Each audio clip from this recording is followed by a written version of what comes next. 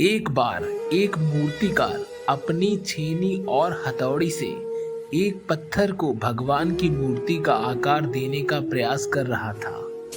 जैसे ही वह छेनी पर अपना हथौड़ा चलाता, वह पत्थर चिल्लाने लगता और कहने लगता कि यह क्या कर रहे हो, मुझे इतना मार क्यों रहे हो, मुझे बहुत दुख हो रहा है, तकलीफ हो रही है, पीड़ा हो रही है, मुझे अपने हाल पर छोड़ दो और यहाँ से चले जाओ। मूर्तिकार ने उस पत्थर से कहा, मुझे बहुत अच्छे से पता है कि तुम्हें बहुत ज़्यादा दर्द हो रहा है, तकलीफ हो रही है और तुम बहुत ही ज़्यादा पीड़ा में हो, लेकिन यदि आज तुमने इस दर्द को नहीं सहा, इस तकलीफ को नहीं सहा, तो जीवन भर तुम यहीं इसी प्रकार से पड़े रहोगे।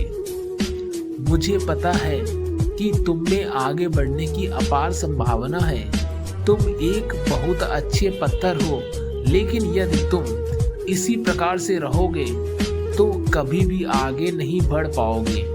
इतना कहकर मूर्तिकार औजार उठाए ही था कि पत्थर फिर से चिल्लाने लगा, गिड़गिड़ाने लगा, विनती करने लगा कि मुझे अपने हाल पर छोड़ दो। मुझे पता है कि जीवन के लिए कौन सी चीज सही और कौन सी चीज गलत है। मुझे बहुत ज़्यादा दर्द हो रहा है, अब मैं इस तकलीफ को बहुत ज़्यादा नहीं सह सकता।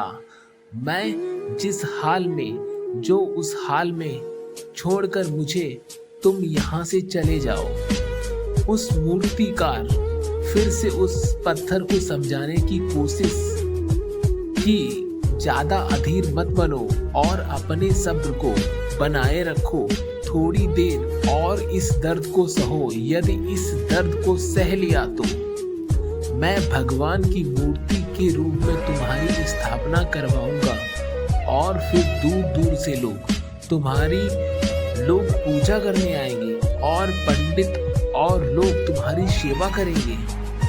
लेकिन पत्थर ने उस मूर्तिकार की एक भी बात नहीं मानी। वह चिल्लाता रहा और अपनी बात पर अड़ा रहा।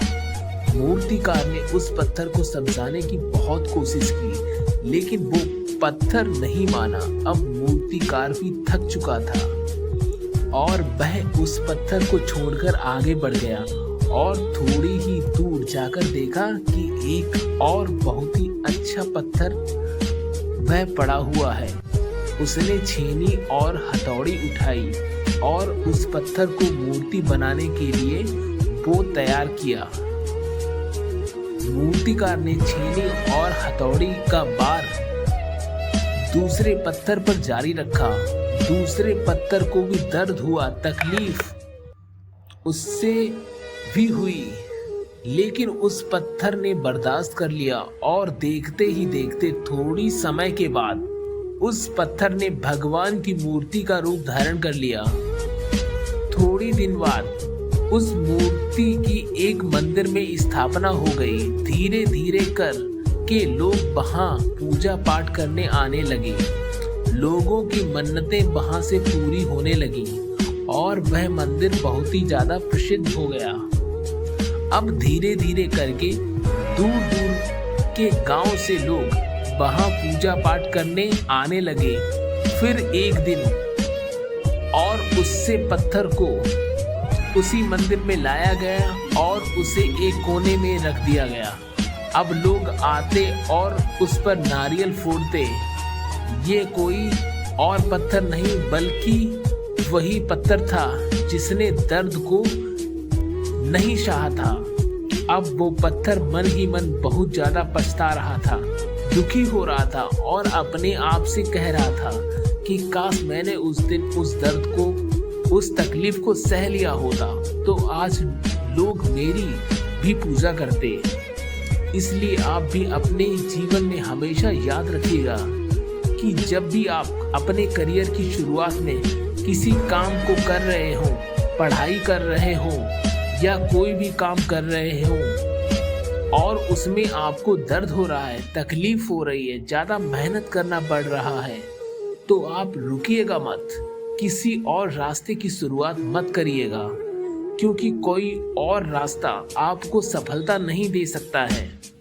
आपको उस दर्द को, उस तकलीफ को सहना ही होगा और उस दर्द को, उस तकलीफ को सहकर आप ज़्यादा मजबूत बनेंगे और तभी आप अपने जीवन में आगे बढ़ पाएंगे। और जीवन में हमेशा याद रखिएगा कि आपको पहले पत्थर की तरह नहीं बल्कि दूसरे पत्थर की तरह बनना है। यदि ये कहानी आपको पसंद आई हो और इससे कोई सीख मिली हो तो अपने दोस्तों और अन्य लोगों के साथ शेयर जरूर करिएगा।